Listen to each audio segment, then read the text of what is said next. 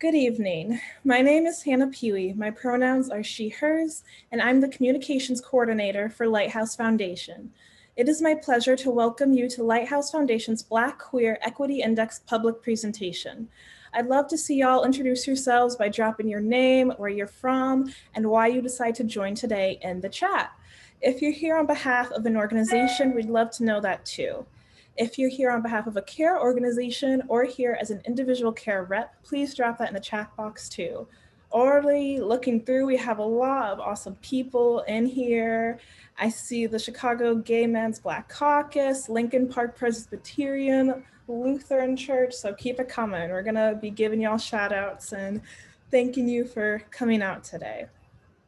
All right, so a few housekeeping items. Please note that we are recording this event. In addition, screen captures from this event may be used in our promotional materials. We will have a Q&A at the end of this presentation. To submit a question, please send a message directly to me, Hannah Pewee, as we go along, and we'll address them after our presentation. We have a lot of information that we're excited to share with you tonight, so please keep yourself on mute. All right, so the Black Queer Equity Index is Lighthouse Foundation's signature 2021 racial justice initiative, and I'm so excited that we're getting the chance to present it to you today. Lighthouse Foundation is a Black, queer-led, multiracial social justice organization that advances justice for Black queer people across Chicagoland through empowerment, education, and entertainment. Our core team currently includes 3 full-time and 1 part-time staff. Jamie Frazier, our executive director, Spencer Titus, our operations manager, and Mags Buffard, our development and evaluation associate. We also have 2 teams that help us organize and advocate for our community, the Black Queer Caucus and our Coalition of Accomplices for Racial Equity, also known as CARE. These teams are currently led by Carrie Fleming, Lester Jenkins, Alicia Lee, Carlin Meyer, and Alan Womble. The Black Queer Caucus encourages Black queer flourishing through hosting programming and identifying issues affecting Black queer people. Our care leaders organize externally by holding LGBTQ plus institutions accountable to serve our community equitably. CARE is currently made up of 16 member organizations and 15 individuals that have pledged themselves to helping achieve Black queer liberation across Chicagoland and beyond. Both groups have cohorts of leaders that lead our monthly programming and learn about community organizing, public speaking, virtual event planning, health equity, and trauma-informed care. Since starting, we have reached more than 7,000 people, and we intend to reach, engage, and mobilize twice as many people in 2021. As we move into our presentation, we will be closing the public chat function, but you will still be able to submit questions to me directly. It is now my pleasure to introduce Lighthouse Foundation's Executive Director, Jamie Frazier. He will share our event agenda, the vision of the Black Queer Equity Index, and our timeline for the project. Thank you, Hannah, for your wonderful opening. Before we continue, I want to take a moment to acknowledge the pain and the frustration that many of us are feeling today after the footage that was publicly released regarding Adam Toledo. We thank you for being here this evening, and we also recognize that some who had planned to be here this evening may instead be out protesting, grieving, processing, and we send them nothing but our support. I'm Jamie Frazier, and my pronouns are he, him, his. This evening, we gather to share more about the Black Queer Equity Index, a data-driven approach to racial equity that ensures greater employment opportunities, including executive team roles and leadership positions like executive board service for Black queer people, especially those who live on the south and west sides of this city. Here's our agenda for tonight.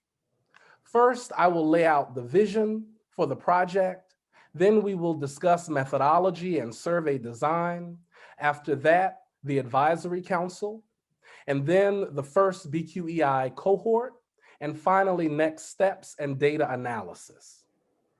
And if you have any questions, please submit them in the chat to Hannah Pewee, and we'll address them in our Q&A at the end of the presentation. Inspired by the Human Rights Campaign Foundation's Corporate Equality Index, The BQEI will define key measures of Black queer equity to be applied industry-wide to entities serving Black queer people, propose tangible recommendations for improvement, and provide tools to monitor and measure progress. Creating a culture of equity and inclusion will increase employment opportunities, quality of life, and access to resources for Black queer people, ultimately helping to mitigate risk factors facing Black queer people across Chicagoland. In dreaming about what Black queer liberation could look like, our team realized that a root cause of Black queer marginalization is the lack of sustainable employment and leadership opportunities in our communities that contributes to adverse social, economic, and health outcomes. Such is clearly laid out in the 2019 Morton Group's Chicago LGBTQ+ Community Needs Assessment and the Chicago Black Gay Men's Caucus 2020 Prosperity Report. Black queer people, especially on the south and west sides of our city, need more leadership and employment opportunities within the institutions that serve our community. We want to better support Black queer staff and board members because we believe that as they are strengthened, they will in turn aid their institutions in more competently serving Black queer clients. To actualize this dream, we embarked on the following 4-phase process. Phase 1, we invited 5 organizations to form the first BQEI cohort, and they accepted our invitation to be surveyed. AIDS Foundation Chicago, Center on Halsted, Chicago House, Equality Illinois, and Howard Brown Health. These organizations are among the most influential and well-funded LGBTQ+ institutions in Chicago. Together, they control a combined $186 million in funding, which translates to 1,000+ jobs and tens of thousands served. Phase number 2. To create the survey, Lighthouse Foundation partnered with the UIC Graduate Public Administration Capstone Course and the UIC Studies Senior Capstone Course to create the quantitative and qualitative surveys to collect information from the BQEI cohort. Lighthouse Foundation convened an 11-member advisory council to provide input around content and data priorities for each survey based on their lived experiences as stakeholders in Chicago LGBTQ+ nonprofits and beyond. This advisory council included independent experts and leading voices in activism, anti-racism, social justice, public health, and public policy, representing a cross-section of the queer community. It also included Black and Brown queer representatives from the 5 institutions that we are surveying, who bring a wealth of lived experience, anti-racism insight, diversity, equity, and inclusion training, and nonprofit management experience. These individuals range from mid-career staff members to a board chair. They were impassioned about ensuring that the quantitative survey asked the demographic questions inclusive of a multitude of identities. And also, they were keen that the qualitative survey asked Black queer staff and board members incisive questions to gather data that can create meaningful and measurable change within the institutions where they work and serve. And who better to serve on the advisory council than the very Black queer employees and board members that this project, in part, aims to support and equip. Phase number 3. Lighthouse Foundation will convene a Black Queer Equity Task Force comprised of respected leaders from philanthropy, social services, and Northwestern's EDIT program, which is the Evaluation, Data Integration, and Technical Assistance Program. Together, this task force will interpret the survey results and present participating organizations with an assessment of where they are on the indicators of equity for Black queer people and recommendations for changes to implement in the next year.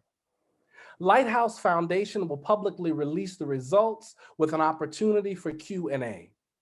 There will also be additional opportunities for Black queer employees and board members who respond to the qualitative survey to participate in interviews or focus groups at a later date.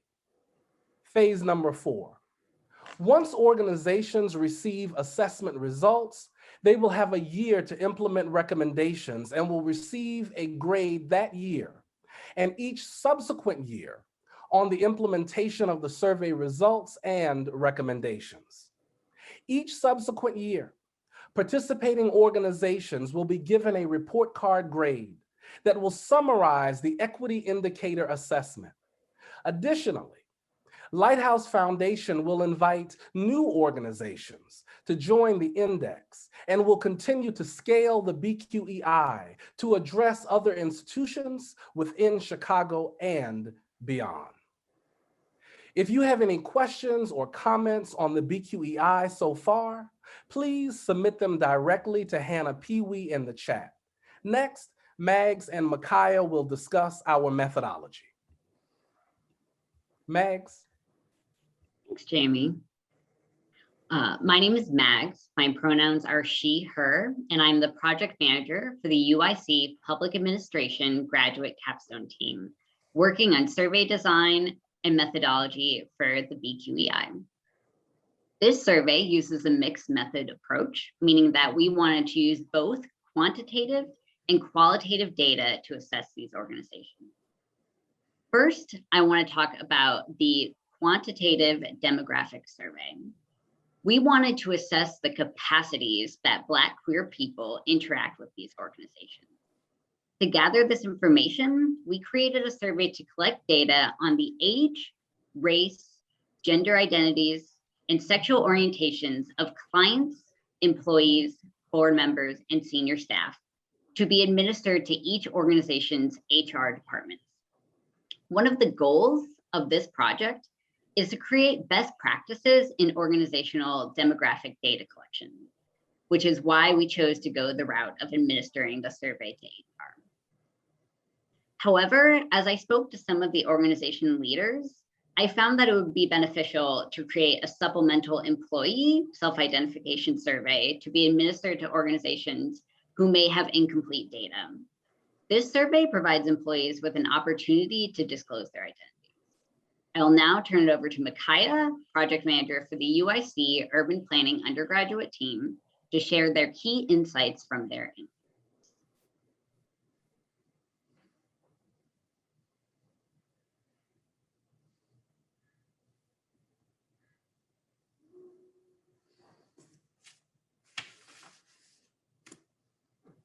Hello, everyone. I'm Micaiah. I use she, her pronouns.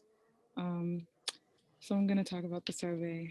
When embarking on the curation of the survey, my team and I felt it important to utilize the firsthand accounts of Black queer employees to inform the questions on the qualitative survey. We contributed to the qualitative survey by interviewing staff and board members from 3 institutions within the cohort. These conversations were very fruitful in their transparency, which allowed us to gain an understanding of Black queer employees from varying management levels of the AIDS Foundation of Chicago, Center on Halsted, and Howard Brown Health. We centered our interview questions on their experiences working at the institution, as well as the institution's dedication to the Black queer people they serve. These interviews were recorded and transcribed for further utilization. From the interviews, we were able to extract research priorities for the qualitative survey and racial equity indexes and indicators, including the amount of racial equity training, institutional biases, and institutional language. Thanks, Micaiah. Based on the excellent information gathered from their interviews, my team used those research priorities and racial equity indicators to develop the qualitative survey. To design the survey, we wanted to use a mixture of question types, including multiple choice questions, Likert scale, which are the rating of strongly agree to strongly disagree, Gutman scale questions, which allow for multiple selections to measure severity of an issue, and open-ended response questions. The mixture of question types will help us use multiple types of data analysis to assess responses. We've also taken specific privacy measures, including password protection for the surveys, to ensure data integrity. We are working with the participating organizations to help promote this project to their employees so that Black queer respondents know that their responses are confidential, participation is voluntary, and that we hold their privacy in the highest regard. Next, Jamie is going to talk about the Advisory Council. Thank you, Mags and Micaiah. We are grateful for your work and analysis on this project. If you have any questions about our methodology, please submit them to Hannah Peewee at any time through the chat box. Next, it's my pleasure to introduce you to two members of our Advisory Council, Angela Barnes and Tracy Bain, who are going to speak about their participation on the Advisory Council. Angela Barnes is board chair of Center on Halsted. She is a fiercely impressive professional with whom I have been thrilled to collaborate. And this project is all the better for her participation. Angela, please get us started.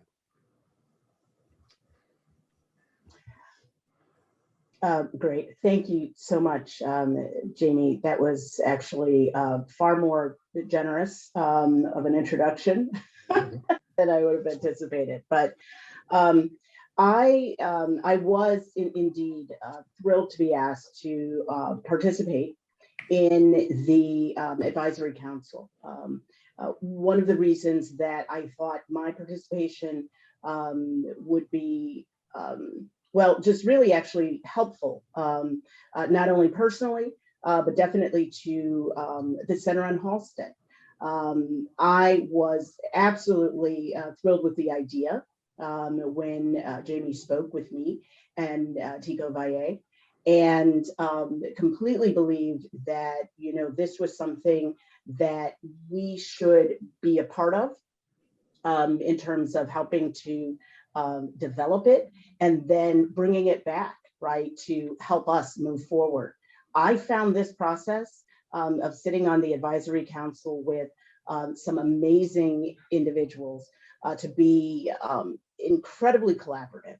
And in that way that helps not only for you to bring those ideas forward, but then to be able to sit back and listen and really just learn something about how we can reach the goals that have been set by this index. So again, thank you, Jamie, for the opportunity, and thank you for your leadership in this process.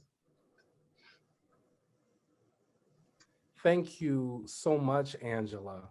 And it is my pleasure now to introduce a second member of the Advisory Council, Tracy Bain, who I have known for 10 years and long referred to as the keeper of our communal memory.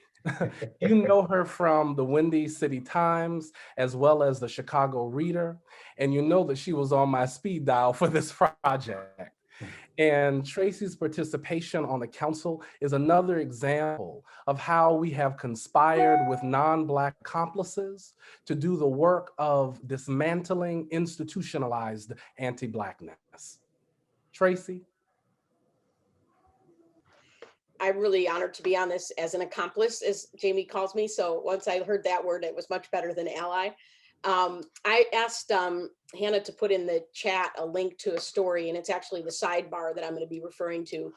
If you scroll down, it's just a moment in Chicago gay history that resonated for me as soon as I started working in gay media in 1984. This was something that happened a decade prior, where a lesbian fought against a lesbian bar that was unfairly carding Black and brown women. more for IDs than they were white people. And that was part of a trend at gay bars that continues probably today in some form, but was very blatant in the 70s and 80s. And it was something that I noticed from very early on in our community, how the racial divisions were some of the worst things that I had to cover, that our community had to experience, and it really held back our success by not coming together more. And so when Jamie mentioned this project, I was really not just honored to accept, but I thought it was really important to have accomplices part of this to show that this isn't, this is a whole lot of people that want the change of all kinds, so that our community can move forward and better and more equitably. There are many, many stories I could share about the racism within the LGBTQ community. I'm preaching to a group of people that probably know a lot about that, but it is some of the stuff that we really have to work on. Today is just another example of how institutions discriminate and attack people like Adam Toledo again and again and again. And within our own community, we have a lot of those bad stories too. So thank you for including me. And it's really terrific to see so many people on this call tonight. Thank you so much, Angela and Tracy, for your insight, counsel, and investment in the Black Queer Equity Index, and for taking the time to share today. Now let's move from the Advisory Council to the BQEI cohort. Again, the first BQEI cohort consists of AIDS Foundation Chicago, Center on Halsted, Chicago House, Equality Illinois, and Howard Brown Health. Today, we have 4 leaders from those participating organizations who will talk about why they are participating in this work and what information they hope to gain from it. We will have them present in alphabetical order. First will be Michael Herman from Chicago House, followed by David Munyar from Howard Brown Health. After that will be John Peller from AIDS Foundation Chicago, and then Modesto Tico Valle from Center on Halsted. Michael, please go ahead.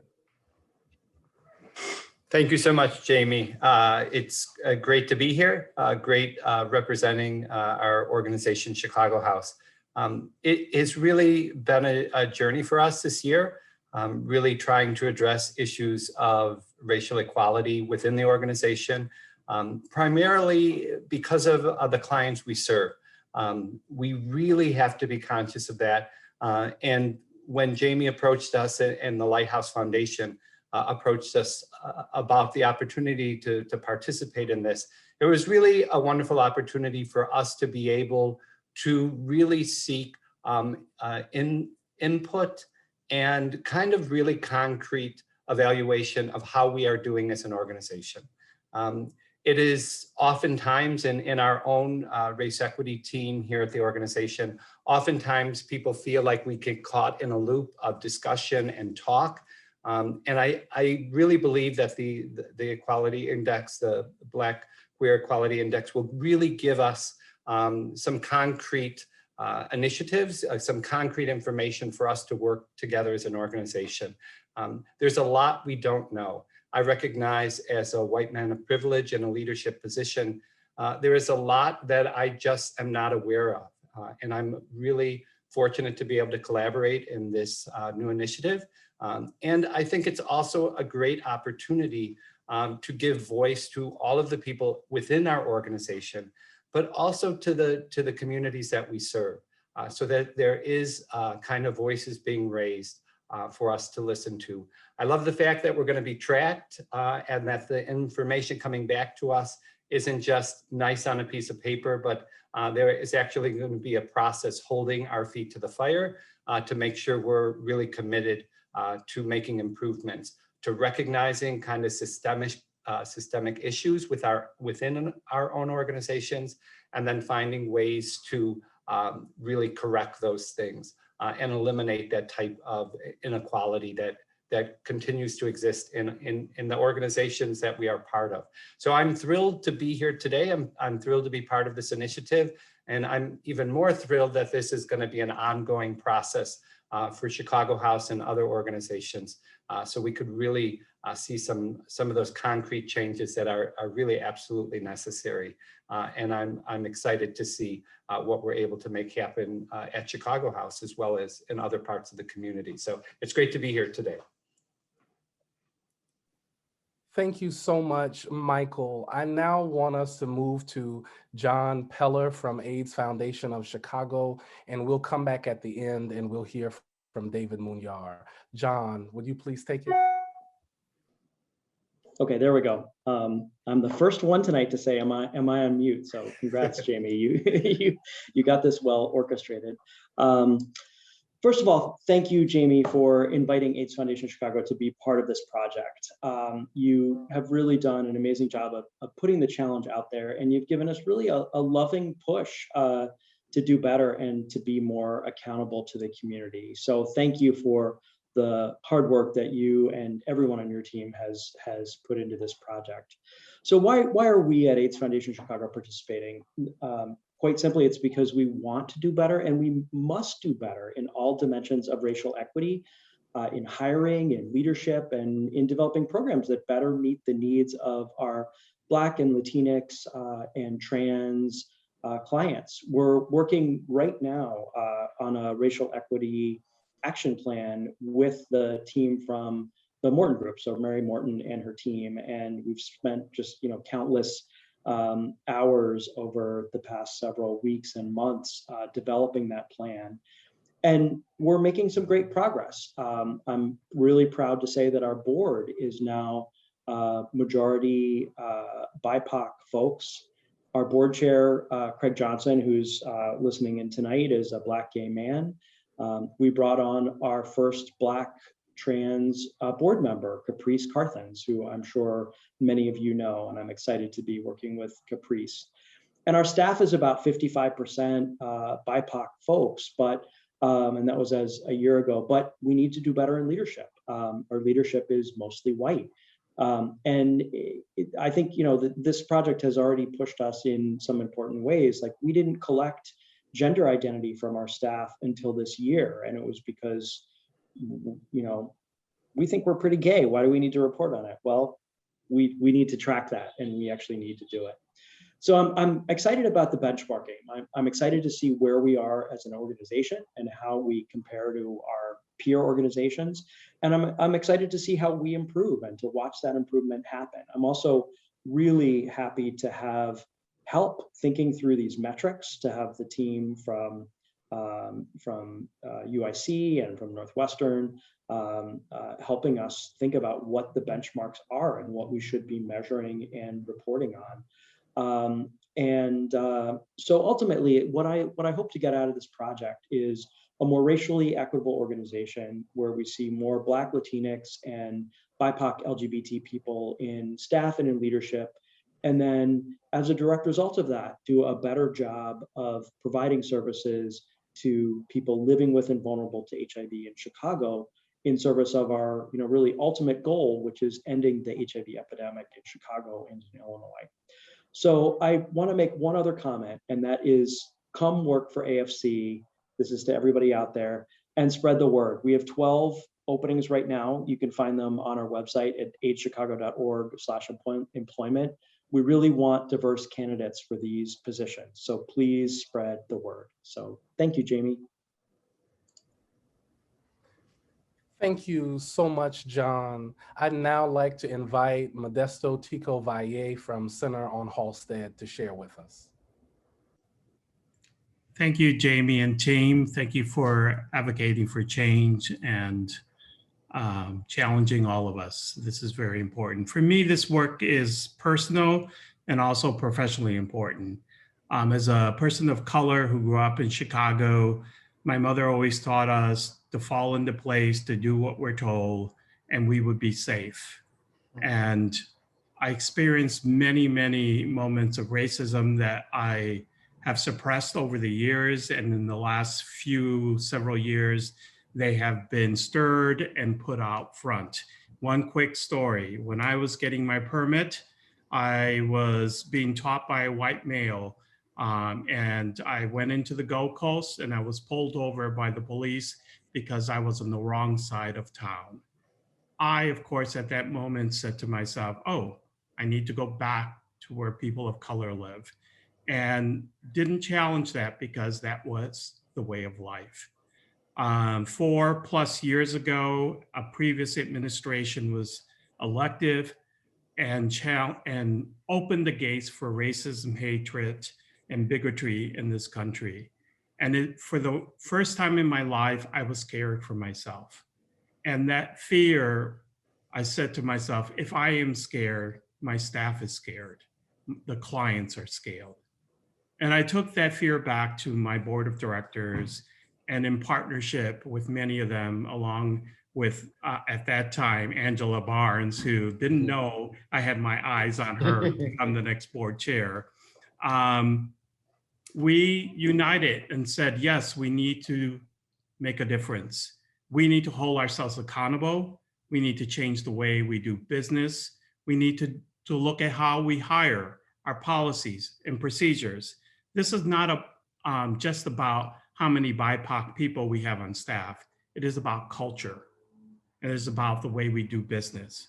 It is about how we treat our clients and advocate and be part of social justice. So it is personal to me. It is part of a way of business at Center on Halsted that we started 4 years. It is a heavy lift. It is not check the boxes. It is a journey that we will continue and will, as long as I am there, will be there forever. It is a journey that starts with the board and continues with staff, and we honor our clients and our community.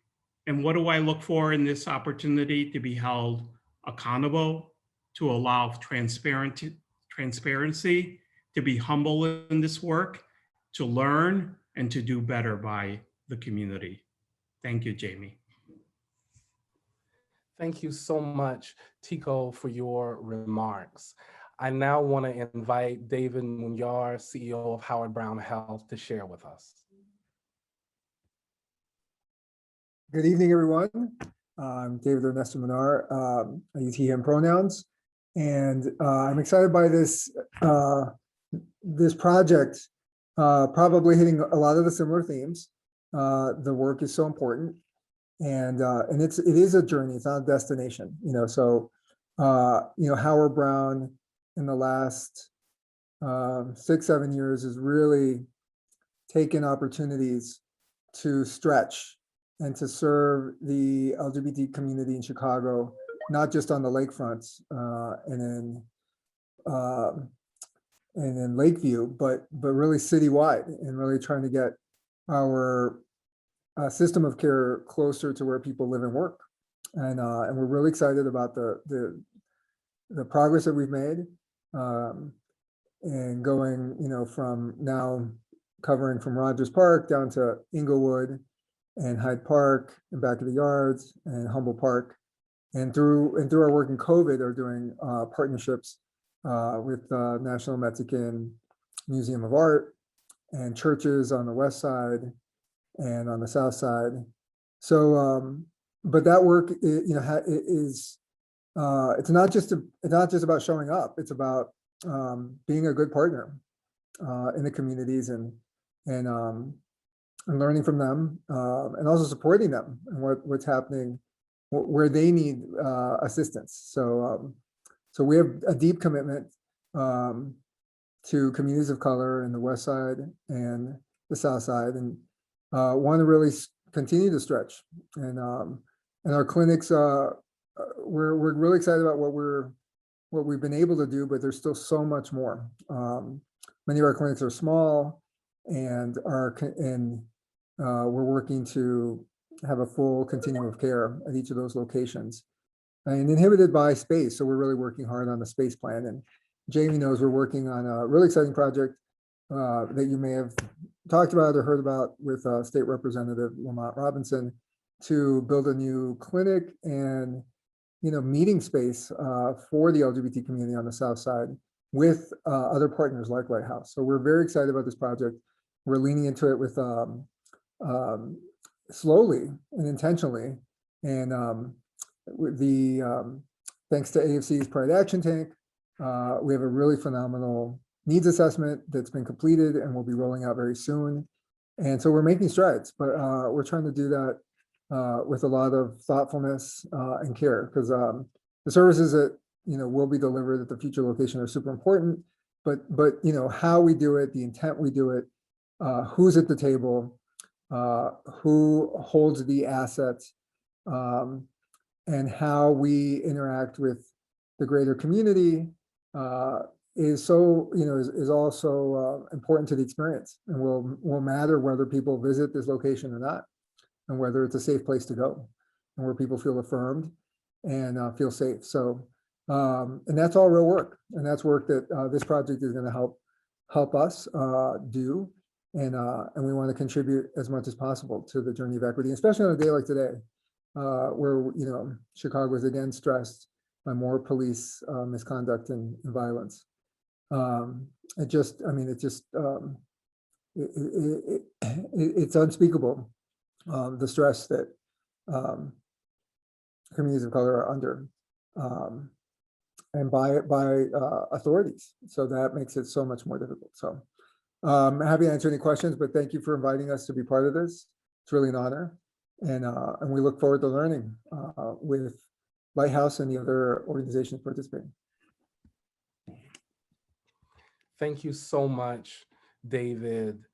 Thank you all for not only taking the time to speak with us, but for committing to learn how your organizations can better serve and work for justice for Black queer people.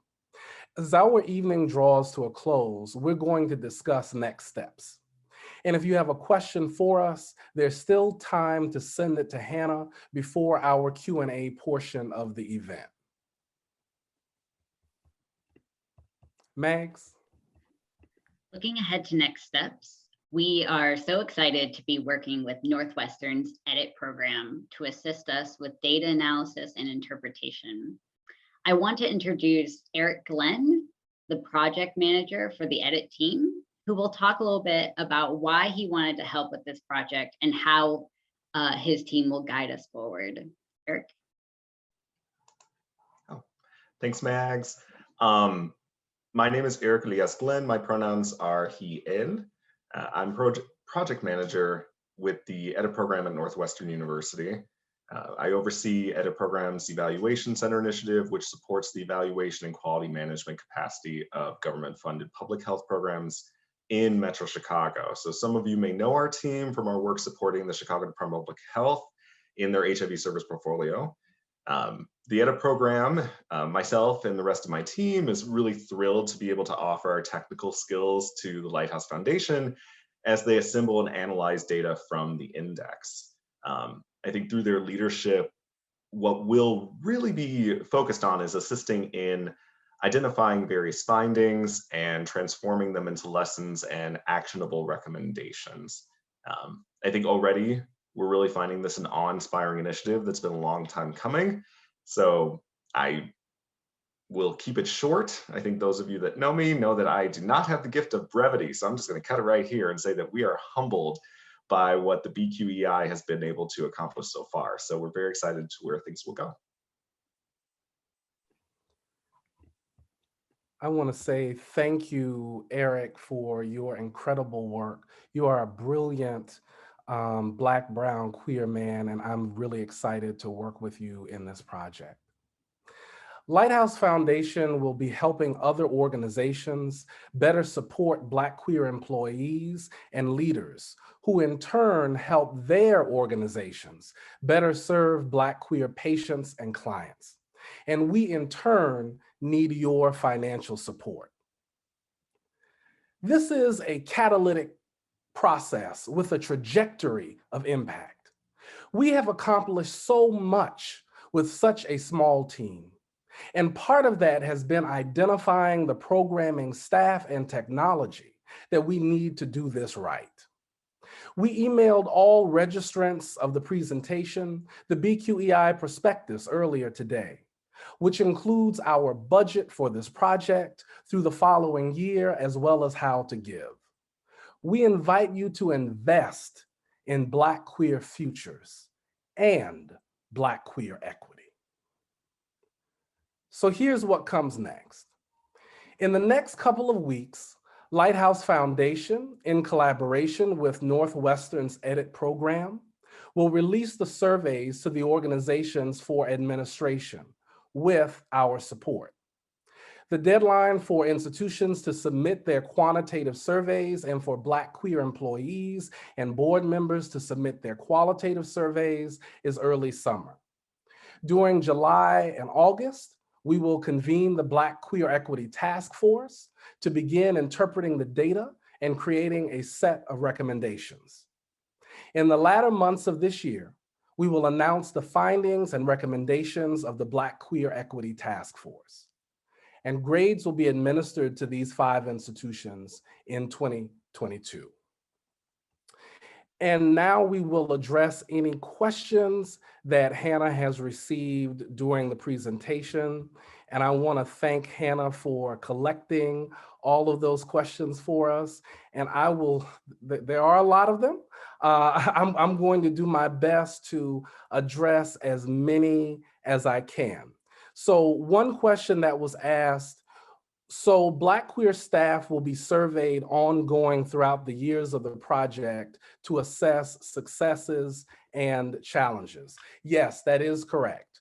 Every year, these Black queer staff and board members at these 5 institutions will be surveyed to ensure that we get a sense of measurable and long-term change and transformation in these institutions.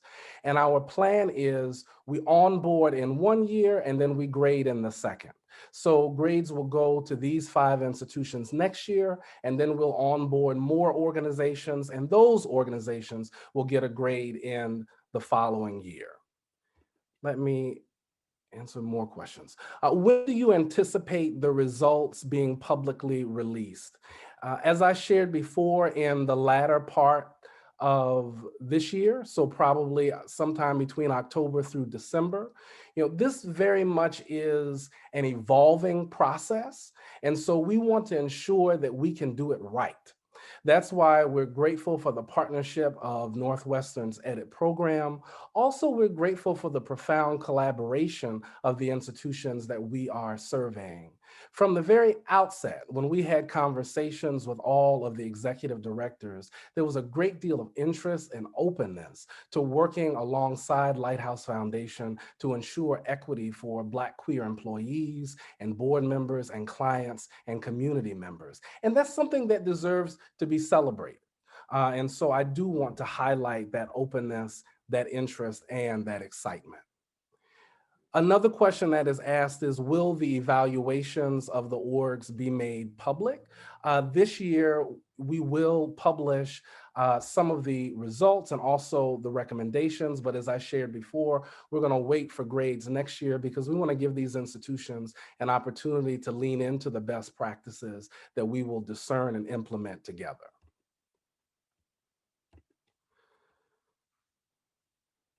Okay. Was there any request to the organizations to share the survey with their staff as a whole, or were people chosen by Lighthouse to take the survey? If people were selected, how do you account for bias in the methodology and responses? And so Mags, I'm going to pivot to you to address, that we're surveying everybody. Yeah, so the way that we're doing it this round is we're sending the survey out to all employees and board members. And the reason for this is because some organizations have incomplete demographic data, so we can't necessarily, address Black queer employees specifically for some organizations. So we chose to do a blanket survey to all employees and board members. The thing is, not only is this survey password protected, but you have to answer 2 access questions to get to the full survey. The first one is, do you identify as Black? The second is, do you identify as a member of the LGBTQ community? Now, of course, this is an imperfect method. But as we move forward with this project, we hope to give these previous organizations some best practices to collect demographic data so that we can get in a little bit more nuance and make sure that we are only surveying Black queer employees. But in terms of this first iteration, that is how we chose to. And a point of clarification, all Black queer employees and staff at these institutions will be invited to fill out the survey. And there will be a question at the end that if any of these Black queer staff or employees want to participate in a focus group or an interview, they will have the opportunity to do that. So I think there is a little bit of confusion. The survey has not yet been administered. Lighthouse Foundation and Northwestern's edit team are going to be in conversation with all 5 of these organizations over the next 2 weeks so that these institutions can administer the survey likely through an email link that we are generating through the survey that we're creating in consultation with the edit program. So again, the surveys will go out in 2 weeks, and again, they will go out to all Black queer staff. So a question, have you thought of surveying board members? Yes, so that will be a part of this project. We are surveying Black queer board members and we're surveying all Black queer staff. When will the Black queer employees be given the survey? I would say in about 2 weeks is when we'll be partnering again with Edit and the 5 organizations to release the surveys. All right. How do you define Chicagoland? And is there any plan on expanding to organizations outside the city of Chicago? So in Lighthouse Foundation's mission statement is a commitment to advance justice for Black LGBTQ+ people across Chicagoland through empowerment, education, and entertainment. We define Chicagoland as the city of Chicago and also surrounding suburbs. 4 of the 5 institutions are mainly stationed here in Chicago. However, Equality Illinois is a statewide organization. So this diagnostic tool is going to have import, not just for institutions within the city of Chicago, but statewide institutions as well. And there may be some question around, well, can you apply this kind of racial equity diagnostic tool to a statewide organization and also to a citywide one? Yes, because many of the questions are going to be the same. How many clients do you serve, or how many folks do you reach? How many of them are Black and queer? How many staff do you have? How many are Black and queer? How many board members do you have? How many are Black and queer? What have been your commitments around anti-racism training? Like, all of those things are just as true for Equality Illinois as they are for the other 4 organizations. And I recognize that Equality Illinois is smaller than the other 4 organizations, but no organization is too small to do the work of racial equity. So I am excited about all 5 of these organizations being surveyed and us being able to share publicly the results. So a question, how were employees selected to complete the survey? Again, all Black queer employees and board members will be allowed to take the survey. And the way that we're going to get at this, as Mags explained, is we're going to email the survey, partnering with the organizations, out to all of the staff and board members, and then those who identify as Black and queer will check that, and then they will gain access to the survey. And we want as much feedback from as many people as we can get. Will there be a separate set of recommendations for staff and for boards after the survey and analysis is completed, or will the recommendations be broadly applied to an organization as a whole? Some of this, we've been very clear that this is an evolving process, meaning that it is constantly changing. And also this is an iterative process, meaning that we will do it again and again. And as we do it, we will learn more from the process. Mags, do you have anything that you would like to share about this? Yeah, I think that you hit all that. It's an iterative process. We're learning as we're going along. I do think that we will have information specific to employees and specific to board members, but also, looking at it organization wide. But the Northwestern Edit team is definitely going to help us pair it out and ensure that the data and the recommendations are as clear as possible.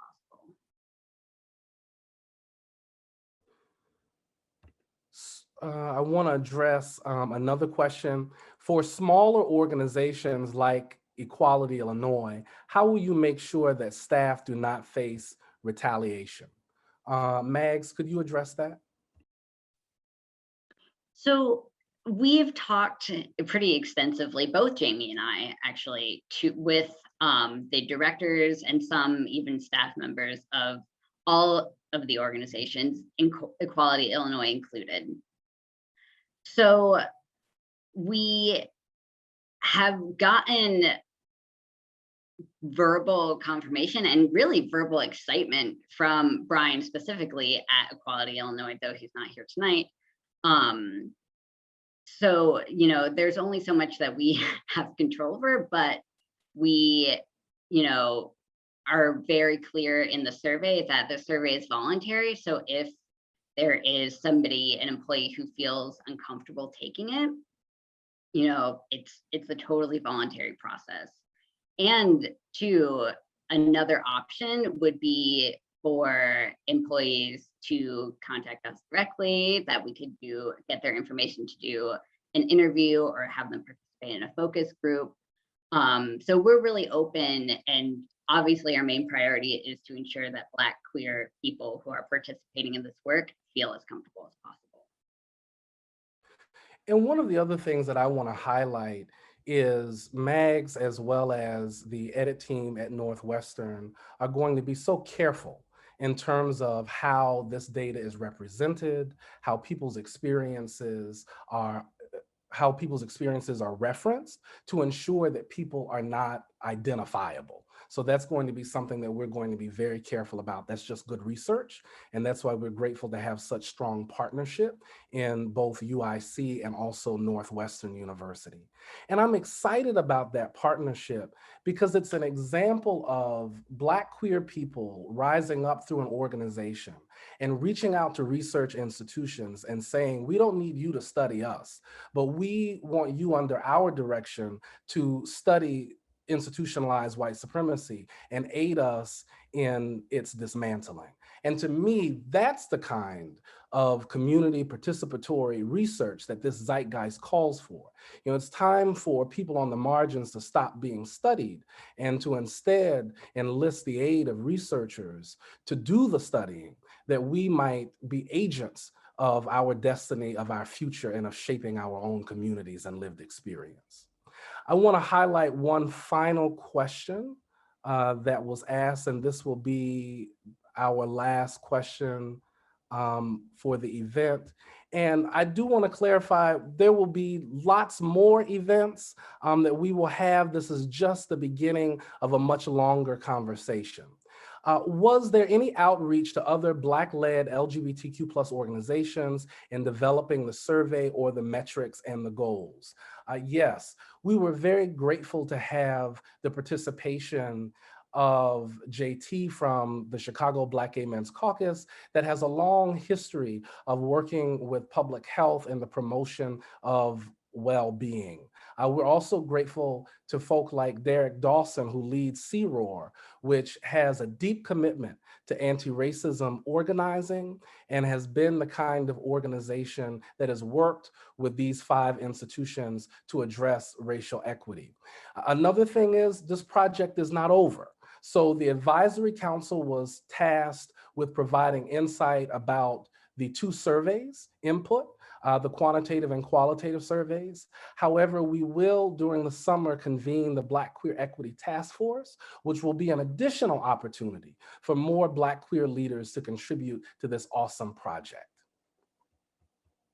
Jamie, I know you're pretty questioned out most likely, but I think we have one more really important one, which is someone asked if there's organizations here tonight who want to participate in this in the future, who should they reach out to?